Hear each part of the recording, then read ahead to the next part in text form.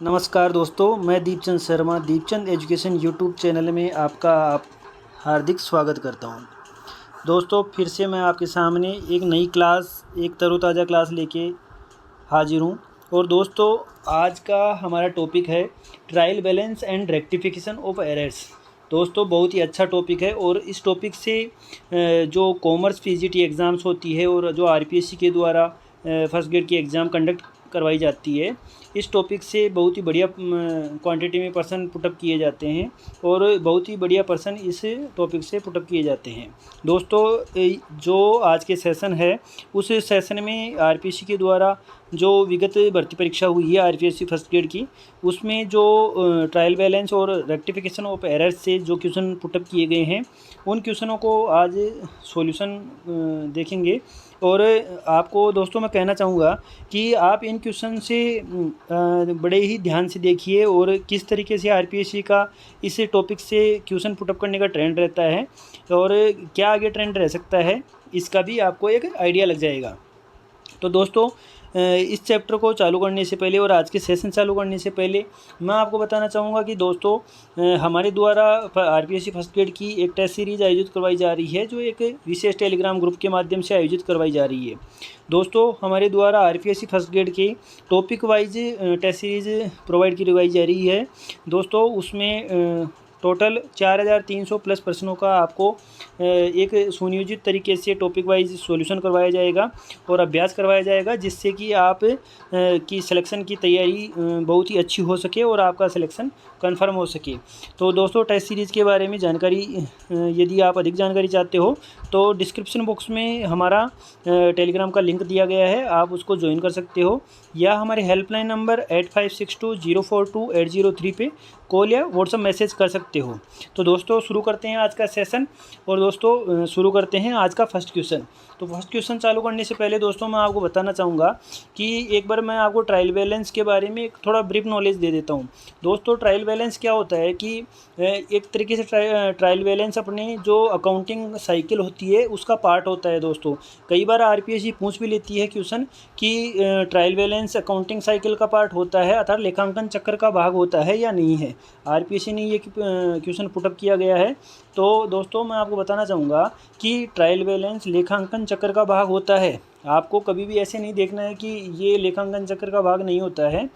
हमेशा आपको ध्यान रखना है कि ट्रायल बैलेंस लेखांकन चक्र का भाग होता है। और दोस्तों, मैं आपको बताना चाहूँगा कि जो ट्रायल बैलेंस होता है वो लेजर का कंक्लूजन होता है, अर्थात तलपट खाता बही का सार होता है। दोस्तों, मैं जो भी चीज़ें बोल रहा हूँ आपको उसको बड़े ही ध्यान से सुनना है।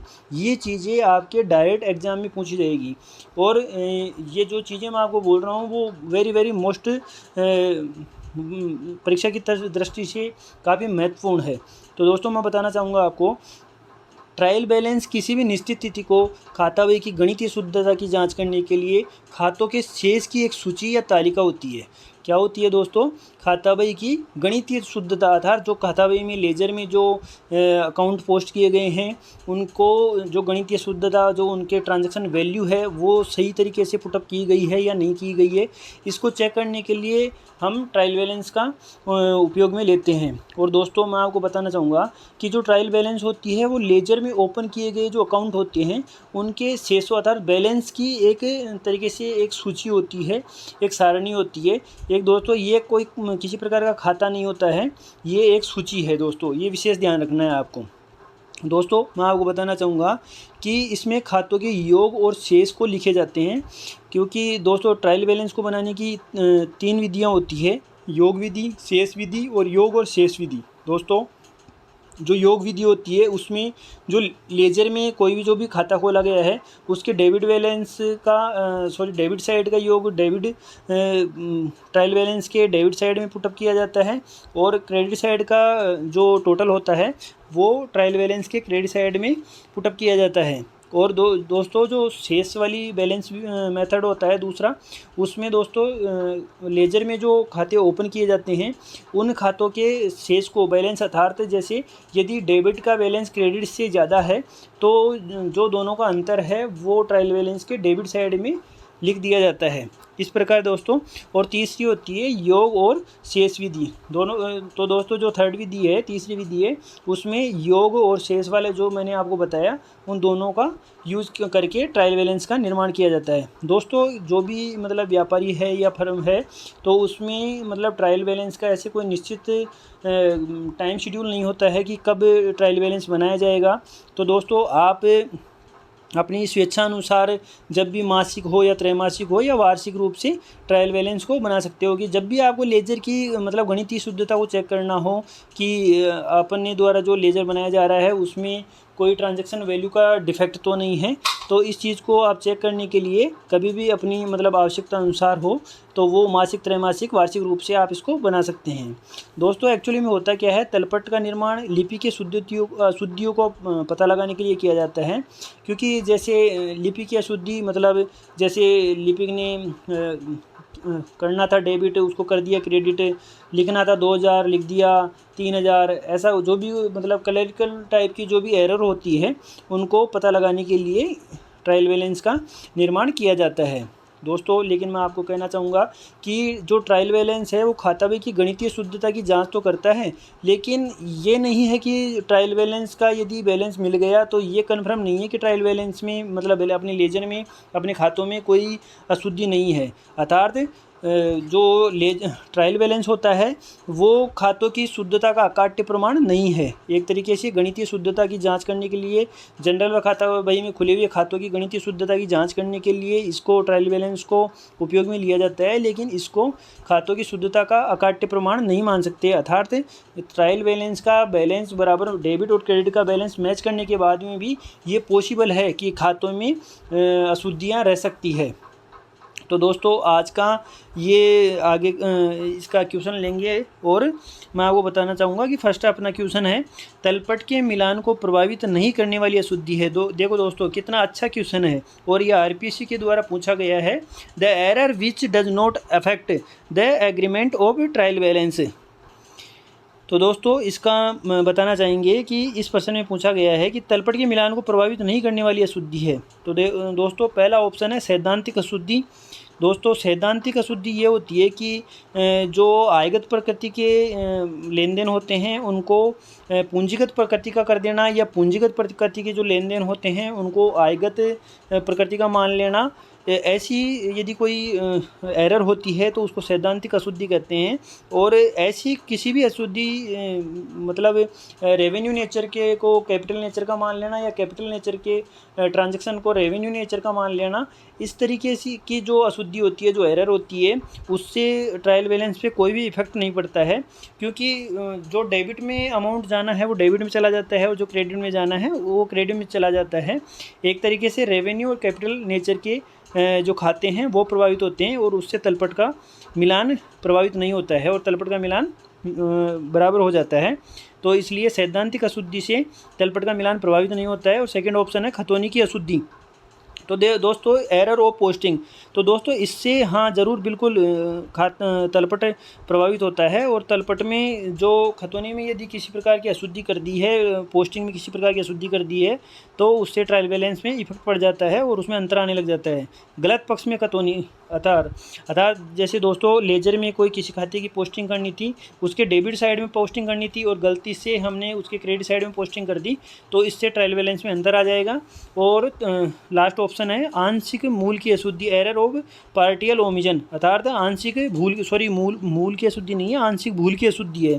तो दोस्तों इसमें मैं बताना चाहूँगा कि जैसे मान लो राम को माल बेचा तो Ram account debit to sales होना था, तो एक्चुअली में क्या किया, लेजर में जैसे राम का और सेल्स का जो अकाउंट ओपन करेंगे उसमें राम के अकाउंट में तो पोस्टिंग कर दी लेकिन सेल्स के अकाउंट में पोस्टिंग नहीं की, तो इसलिए वहाँ पे भी अंतर आ जाएगा और उसको ये जो मैंने आपको एग्जांपल बताया उसको आंशिक भूल की अशुद्धि कहते हैं। इसलिए इस प्रकार दोस्तों इस क्वेश्चन का राइट आंसर नंबर फर्स्ट हो जाएगा, जिसका बताया गया है कि सैद्धांतिक अशुद्धि से तलपट के मिलान को कोई प्रभावित नहीं करती है। दोस्तों नेक्स्ट क्वेश्चन को लेंगे। नेक्स्ट क्वेश्चन आपके सामने है दोस्तों, निम्नलिखित में सिद्धांत की अशुद्धि है। दोस्तों मैंने आपको देखो अभी मैं आपको बता रहा था कि देखो आरपीसी का ट्रेंड क्या रहता है। अभी जो पहला पर्सन है वो भी मतलब एक तरीके से प्रिंसिपल ऑफ एरर से संबंधित था, और अभी देखो आपके सामने फिर से प्रिंसिपल ऑफ एरर से संबंधित पर्सन आ गया है। तो दोस्तों फर्स्ट ऑप्शन है इसमें, राजेश से प्राप्त 5,000 रुपये राकेश के खाते में खता दिए। तो दोस्तों ये सिद्धांत की अशुद्धि अर्थात प्रिंसिपल एरर नहीं है। प्रिंसिपल एरर जैसे कि दोस्तों मैंने अभी आपको बताया है कि रेवेन्यू नेचर के ट्रांजैक्शन को कैपिटल नेचर का मान लेना और कैपिटल नेचर के ट्रांजैक्शन को रेवेन्यू नेचर का मान लेना, ये प्रिंसिपल ऑफ एरर होती है। तो दोस्तों फर्स्ट ऑप्शन में राजेश से प्राप्त 5,000 रुपये राकेश के खाते में खता दिए। तो दोस्तों मैं आपको बताना चाहूँगा कि एक ही प्रकृति के खाते मतलब एक ही नेचर के जो अकाउंट होते हैं उनमें अशुद्धि होती है, उसको दोस्तों हिसाब की अशुद्धि कहते हैं, एरर ऑफ कमीशन। तो दोस्तों जो फर्स्ट ऑप्शन है उसमें एरर ऑफ कमीशन है। और दोस्तों जो सेकंड ऑप्शन है 20,000 रुपये की मशीन उधार क्रय की जिसका लेखा क्रय पुस्तक में कर दिया गया। देखो दोस्तों यहाँ पे जो सिद्धांत की अशुद्धि है वो सेकंड ऑप्शन में है। इसका राइट आंसर दोस्तों आंसर नंबर सेकंड हो जाएगा। देखो दोस्तों इसमें क्या किया है, 20,000 रुपये की मशीनरी उधार क्रय की थी, तो उसमें एंट्री होनी चाहिए machinery account debit to creditor. और दोस्तों इसमें जो मशीनरी खरीदी गई है वो एक कैपिटल नेचर की है, लेकिन उसका लेखा क्रय पुस्तक में कर दिया गया है। तो दोस्तों क्रय पुस्तक एक रेवेन्यू नेचर की है और इसका लेखा मशीनरी रेवेन्यू में कर दिया गया है, कैपिटल नेचर के अकाउंट का रेवेन्यू में कर दिया गया है। तो यहाँ पे दोस्तों सिद्धांत की अशुद्धि हो जाएगी और इसका राइट आंसर सेकंड हो जाएगा। दोस्तों एक बार थर्ड ऑप्शन को भी देख लेते हैं। 4,000 रुपये क्रय वापसी का लेखा विक्रय वापसी पुस्तक में कर दिया गया। दोस्तों अभी मैंने बताया था एरर ऑफ कमीशन। दोस्तों एक ही प्रकृति के खातों में हुई गलती को एरर ऑफ कमीशन कहते हैं अर्थात हिसाब की अशुद्धि। तो 4,000 रुपये क्रय वापसी एक रेवेन्यू नेचर का अकाउंट है और इसकी जगह विक्रय वापसी पुस्तक में लेखा किया गया है, तो विक्रय वापसी पुस्तक भी रेवेन्यू नेचर का अकाउंट है। तो दोस्तों ये एरर ऑफ कमीशन हो जाएगा। और फोर्थ ऑप्शन है दोस्तों, रमेश को 5,000 रुपये का वेतन चुकाया जिसे मजदूरी खाते में लिख दिया गया।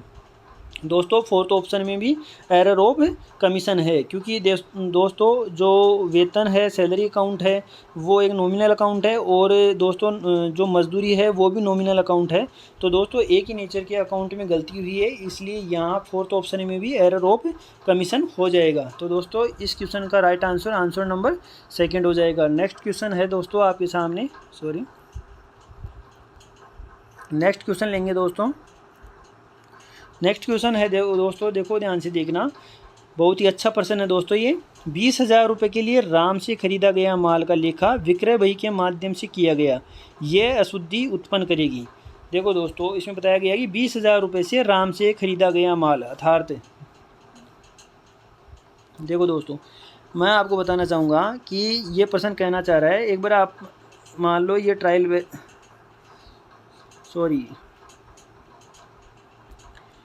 ये अपना ट्रेडिंग अकाउंट है।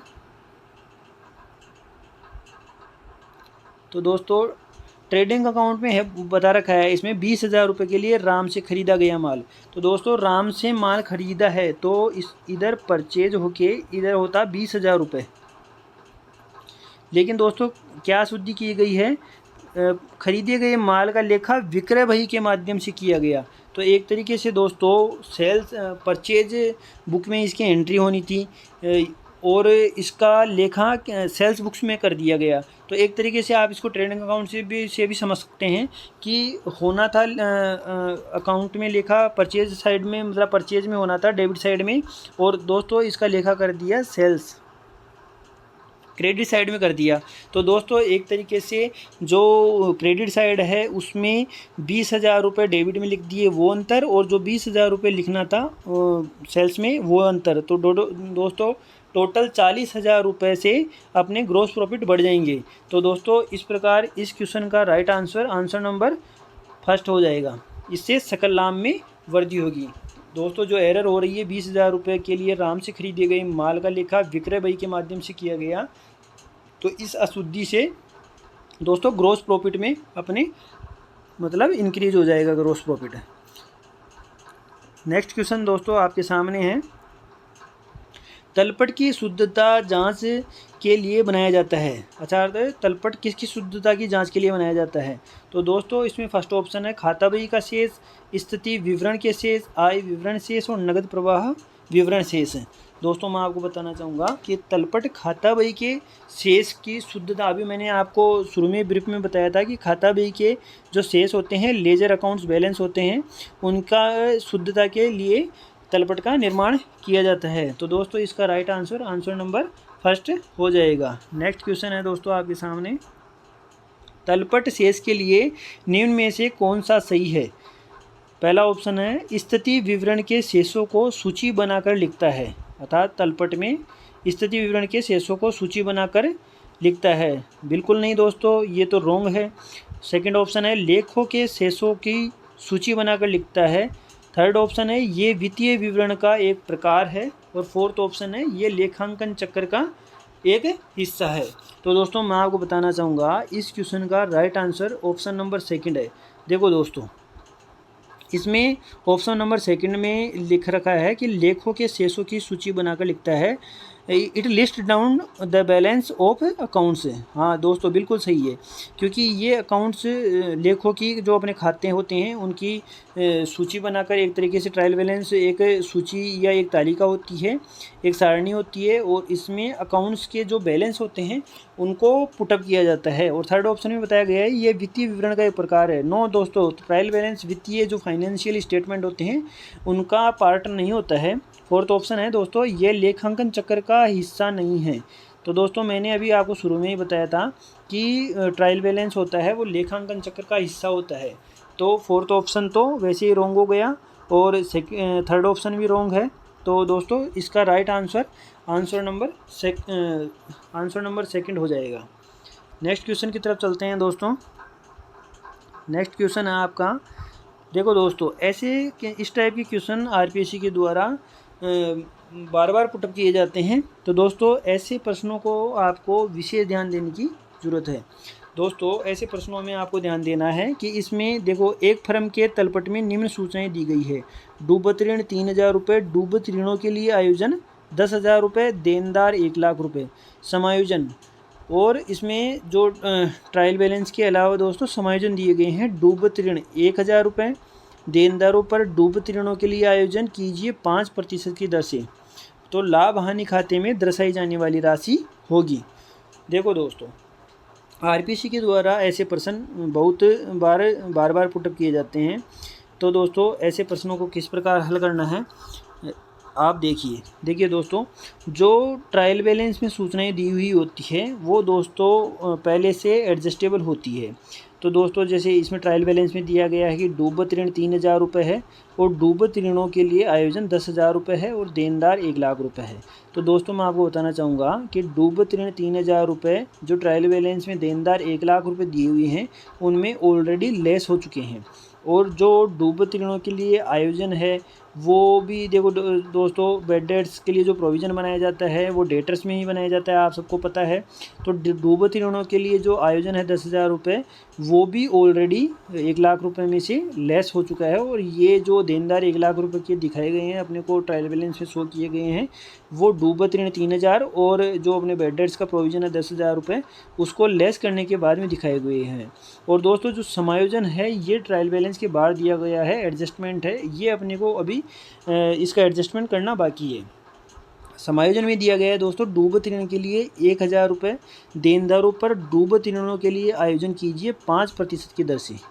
तो दोस्तों देखो आपने को क्या करना है दोस्तों, एक तरीके से जो इसमें ट्रायल बैलेंस में जो बेड डेट्स का प्रोविज़न दिया हुआ है 10,000 रुपये से, एक तरीके से ये ओपनिंग बैलेंस है और जो अपने को 5% बनाना है एक तरीके से वो क्लोजिंग बैलेंस है। आप इसको इस प्रकार भी समझ सकते हैं। तो दोस्तों आपको इस क्वेश्चन को हल करने के लिए आपको पहले दोस्तों टोटल ऑफ, ध्यान से देखना दोस्तों, टोटल बेड डेट्स को ऐड कर लेना है। क्या करना है दोस्तों, टोटल बेड डेट्स ऐड कर लेना है आपको। तो टोटल बेड डेट्स कितना हो गया दोस्तों, देखो ट्रायल बैलेंस में तो दिया गया है 3,000 रुपये ट्रायल बैलेंस में है और एडजस्टमेंट में है 1,000 रुपये दोस्तों। ये टोटल आपका बेड डेट्स हो गया। टोटल बेड डेट्स कितना हो गया 4000। तो दोस्तों अब आपको डेटर्स निकालने हैं कि जो डेटर्स होंगे उसी पे तो आपको 5% का न्यू पीबीडी बनाना है। तो दोस्तों जो अपने को ट्रायल बैलेंस में 1 लाख रुपए के डेटर्स दे रखे हैं उनमें से आपको ध्यान रखना है कि एडजस्टमेंट में मतलब डूबत ऋण 1000 रुपये के और हो गए। तो दोस्तों 1 लाख रुपए के देनदार में से जो अपने 1 लाख के डेटर्स हैं उनमें से आपको 1000 रुपये जो अतिरिक्त बेड डेट्स हुए हैं उनको लेस कर देना है। तो दोस्तों अपने पास जो नेट डेटर्स हैं वो 99,000 बच गए हैं। तो दोस्तों अभी मैं आपको बताना चाहूँगा, अभी अपने पास नेट डेटर्स है 99,000। और दोस्तों जो पीबीडी बनाया जाता है वो नेट डेटर्स पे बनाया जाता है। कभी भी दोस्तों आपको ध्यान रखना है कि जो ट्रायल बैलेंस में डेटर्स दिए गए हैं तो उसमें उसके अलावा जो समायोजनों में दिए गए हैं उनमें डेटर्स में से आपको बेड डेट्स लेस करना है। उन पे जो डिस्काउंट फॉर डेटर्स होता है उसको, provision for discount on debtors होता है उसको भी लेस करना है। कोई सेल्स ऑन अप्रूवल भेजा गया है उसको भी आपको लेस करना है। तो दोस्तों और जो अच्छे देनदार है, गुड डेटर्स है, अर्थात उनका पैसा 100% आ जाना है, तो उन पे दोस्तों जो अच्छे देनदार होते हैं उन पे पीओडी बनाने की ज़रूरत नहीं होती है। तो आपको उनको भी जो डेटर्स हैं, जो ट्रायल बैलेंस में डेटर्स दिए गए हैं उनमें से आपको लेस करना है। तो दोस्तों आपको इन सब को लेस करने के बाद में जो नेट डेटर्स बचते हैं, तो दोस्तों यहाँ पे अपने को केवल डूबत ऋण दिया गया है 1000 रुपये, इसके अलावा और कोई ट्रांजैक्शन नहीं दिया गया है। तो 1 लाख में से हमने 1000 रुपये घटाने के बाद में हमारे पास 99,000 रुपये हैं जो नेट डेटर्स हैं। और उन नेट डेटर्स पे ही हमारे को डूबत ऋणों के लिए आयोजन 5% बनाना है। तो दोस्तों 99,000 का 5% 4,950 रुपये होता है। अब देखो दोस्तों, मैं आपको बताना चाहूँगा कि टोटल्स अपने बेड डेट्स हो गए 4,000 हो गए ना दोस्तों, 3,000 प्लस 1,000 जो ये समायोजन में दिए गए हैं वो। और दोस्तों अपने को आखिर में जो ये दिया गया है ना डूबत ऋणों के लिए आयोजन, ये 5% की ये व्यवस्था लेके चलनी है। तो दोस्तों पीबीडी कितना हो गया, न्यू पीबीडी हो गया दोस्तों 4,950 रुपये। देखो दोस्तों आपको इस प्रकार समझना है कि जो तलबट में दिया गया है ट्रायल बैलेंस में 3,000 रुपये बेड डेट्स, वो अपना डूब गया है, एक तो उसकी व्यवस्था करनी है। और दोस्तों जो एडजस्टमेंट में बेड डेट्स दिया गया है 1000, एक वो डूब गया, अपने को उसकी व्यवस्था करनी है। तो 4,000 की तो ये व्यवस्था हो गई। और दोस्तों ईयर के एंड में हम अपने को 5% का पीबीडी बनाना है। और पीबीडी आपको पता है कि नेट डेटर्स पे ही बनेगा। तो नेट डेटर्स अपने पता कर लिए, 1 लाख में से 1,000 माइनस करके नेट डेटर्स आ गए अपने 99,000। और उस पर हमने 5% जो पीबीडी बनाया है, प्रोविज़न फॉर बेड डेट्स बनाया है, वो हो गया 4,950 रुपये। तो कुल मिला के टोटल बेड डेट्स 4,000 रुपये। और साल के अंत में अपने को 5% पीबीडी और बनाना है। तो 4,950 रुपये 5% ये हो गया। तो दोस्तों कुल मिला के अपने को व्यवस्था करनी है 4,000 और 4,950 रुपये की। तो दोस्तों कुल व्यवस्था हो गई 8,950 रुपये। देखो दोस्तों अपने को व्यवस्था लेके चलनी है 8,950 रुपये की। लेकिन दोस्तों आप ध्यान देना कि अपने पास जो ट्रायल बैलेंस में पहले से पीबीडी पड़ा है वो 10,000 रुपये पड़ा है। दोस्तों यहाँ ध्यान देने की ज़रूरत है कि अपने को दोस्तों ज़रूरत है 8,950 रुपये की, और अपने पास ऑलरेडी पड़ा है 10,000 रुपये। तो दोस्तों अपने पास 1,050 रुपये एक्सेस पड़ा है। अब दोस्तों यहाँ पे आप ध्यान दो कि यहाँ पे मान लो अभी 7,000 रुपये ही होते अपना जो ट्रायल बैलेंस पे पीबीडी है, तो अपने को ज़रूरत होती है 8,950 रुपये की। तो दोस्तों हम 1,950 रुपये की और पीबीडी बनाते, और वो उसकी एंट्री होती PNL account debit to PBD provision for bad debts, वो कितनी की होती है 1950 रुपये की। लेकिन दोस्तों अपने को जो आवश्यकता है 8,950 रुपये की, और अपने पास पहले से ही आवश्यकता से ज़्यादा PBD पड़ा है, तो दोस्तों ज़्यादा होने की कंडीशन में यदि कम पड़ता तो हम क्या करते हैं, वो जो कम वाली राशि है जो शॉर्ट पड़ रही है वो राशि लाभ हानि खाते के डेबिट पक्ष में लिखते हैं। लेकिन हमारे पास तो ज़रूरत तो है 8,950 रुपये की, और पहले से ही हमारे पास ऑलरेडी ट्रायल बैलेंस में 10,000 रुपये शो हो रहा है, तो एक तरीके से 1,050 रुपये एक्सेस शो हो रहा है।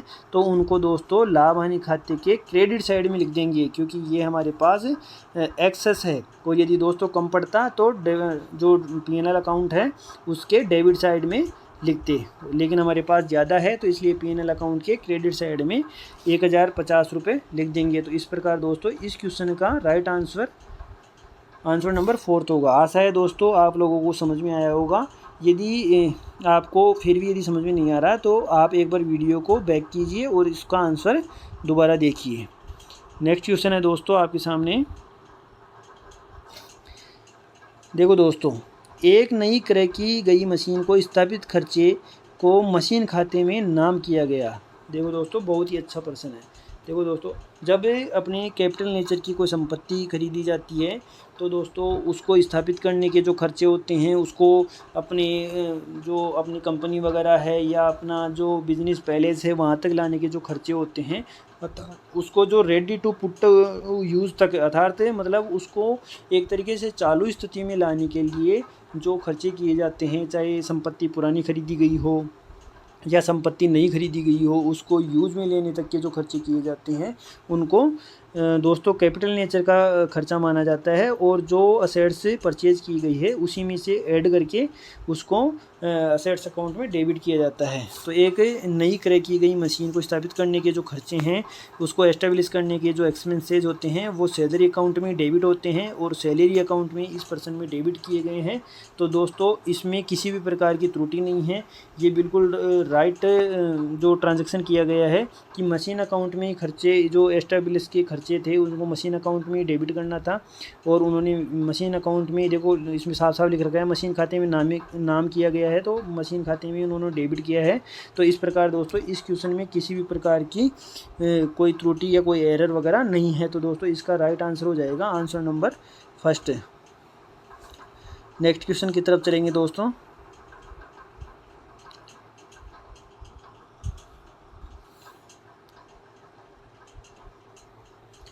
देखो दोस्तों नेक्स्ट क्वेश्चन आपके सामने है, बहुत ही शानदार क्वेश्चन है। 200 रुपये की उधार विक्रय के लिए विक्रय खाते एवं विविध देनदार खाते को भी क्रेडिट कर दिया गया, निम्न में से कौन सी सही सुधारात्मक प्रविष्टि होगी। बहुत ही अच्छा प्रश्न है दोस्तों, ध्यान से समझना आप।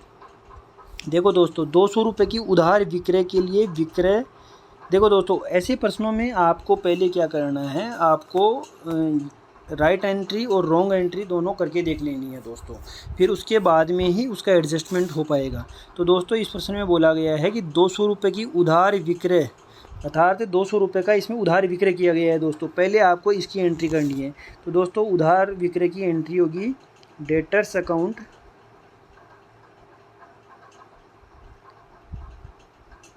Debit to sales.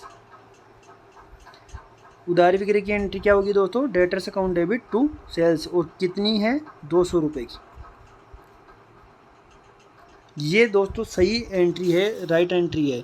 लेकिन दोस्तों इसके स्थान पर कर क्या दिया गया है, विविध देनदार खाते को भी क्रेडिट कर दिया गया है। अर्थात दोस्तों क्रेडिट क्या होना था, ओनली सेल्स होना था इस एंट्री में, क्रेडिट क्या होना था, सेल्स होना था।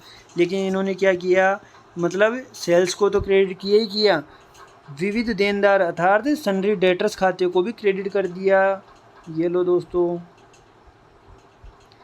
डेटर्स खाते को भी क्रेडिट कर दिया। तो दोस्तों आप मेरे को बताइए कि डेटर्स एक तरीके से जो राइट एंट्री है उसमें डेटर्स होते, डेटर्स डेबिट होते, लेकिन डेबिट होते और डेबिट में 200 रुपये आते दोस्तों एक तरीके से। और लेकिन हमने क्या कर दिया, डेटर्स को क्रेडिट कर दिया और उसको उसमें 200 रुपये क्रेडिट हो गए डेटर्स में। तो एक तरीके से दोस्तों 200 रुपये से डेटर्स डेबिट होते, और जो क्रेडिट गलती से हमने कर दिया है उसको सही करने के लिए वापस डेटर्स को डेबिट करना पड़ेगा। तो दोस्तों जो क्रेडिट किया गया है, रॉन्ग एंट्री की गई है, उसमें डेटर्स को जो 200 रुपये से क्रेडिट किया गया है उसको वापस डेबिट करेंगे। तो दोस्तों 200 रुपये से जो राइट होना चाहिए था वो, और 200 रुपये जो क्रेडिट कर दिया, रॉन्ग कर दिया, उसको राइट करने के लिए वापस डेबिट करेंगे डेटर्स में। तो कुल मिला के डेटर्स अब डेबिट 400 रुपये से होंगे। और दोस्तों इसकी एंट्री होगी debtors account debit to suspense account. Rectification entry करने के लिए दोस्तों जिस खाते में अशुद्धि हुई है उस खाते में सुधार, और उसके सब्सिडरी के रूप में टू सस्पेंस अकाउंट खोला जाएगा। तो इसकी राइट एंट्री हो जाएगी दोस्तों debtors account debit to suspense, और इसका राइट आंसर हो जाएगा दोस्तों आंसर नंबर 2। आशा करता हूँ दोस्तों आपको ये क्वेश्चन समझ में आया होगा। नेक्स्ट क्वेश्चन की तरफ चलेंगे दोस्तों। आज का लास्ट क्वेश्चन है दोस्तों, ये तलपट सहायक होता है हिसाब संबंधी अशुद्धियों का पता लगाने के लिए। बिल्कुल गलत है दोस्तों। हिसाब संबंधी जो एरर ऑफ कमीशन होती है उसको तलपट की सहायता से पता नहीं लगाया जा सकता। सेकंड ऑप्शन है दोस्तों खाता बही की गणितीय शुद्धता का पता लगाने के लिए। बिल्कुल सही है दोस्तों, हमने आपको शुरू में ही बताया था कि तलपट का निर्माण खाता बही की गणितीय अशुद्धियों को पता लगाने के लिए किया जाता है। तो दोस्तों इसका राइट आंसर आंसर नंबर 2 हो जाएगा। और दोस्तों तीसरा ऑप्शन दे रखा है इसमें सिद्धांत संबंधी अशुद्धियों का पता लगाने के लिए। बिल्कुल दोस्तों, सिद्धांत संबंधी अशुद्धियों का पता लगाने के लिए तलपट सहायक नहीं होता है। सिद्धांत संबंधी अशुद्धियों का तलपट से पता नहीं लगाया जा सकता है। सिद्धांत संबंधी अशुद्धियाँ तलपट को प्रभावित नहीं करती है, तलपट को इफेक्ट नहीं डालती है। पूरक अशुद्धियों का पता लगाने के लिए कंपनसेटिंग एरर। दोस्तों पूरक अशुद्धियाँ वे अशुद्धि होती हैं अर्थात क्षतिपूरक अशुद्धियाँ होती हैं, जैसे डेबिट साइड में 1000 रुपये की जगह 500 रुपये लिख दिए, अर्थात डेबिट में 500 रुपये कम हो जाएंगे अब। तो दोस्तों क्रेडिट में भी 500 रुपये कम लिख दे, जैसे मान लो कम लिख दिए तो डेबिट और क्रेडिट का बैलेंस मैच हो जाता है, और इस प्रकार से क्षतिपूरक एक एरर दूसरी की क्षति कर देती है, क्षति की पूर्ति कर देती है।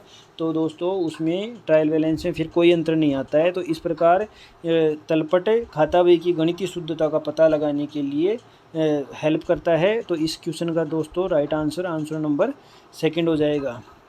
तो दोस्तों आज के सेशन के क्वेश्चन कंप्लीट हो गए हैं। आशा करता हूं कि आपको ट्रायल बैलेंस के जो क्वेश्चन मेरे द्वारा प्रोवाइड करवाए गए हैं उनको समझने में काफ़ी हेल्प मिली होगी।